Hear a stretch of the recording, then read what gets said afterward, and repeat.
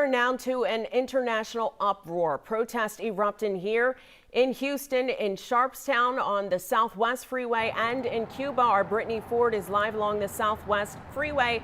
Brittany, do you know what started the demonstrations here?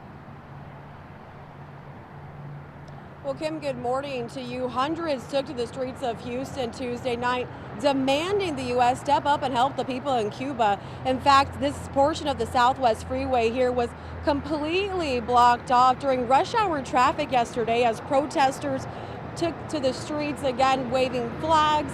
Take a look.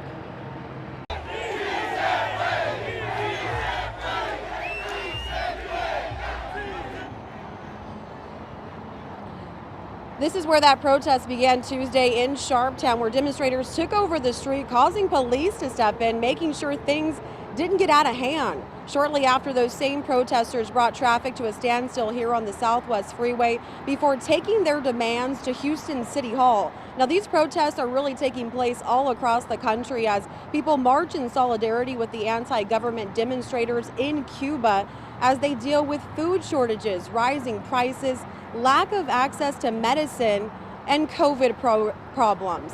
Now, this is just one of several protests that have happened in the Houston area here. Just the other day, protesters took to the streets in Bel Air. Steph?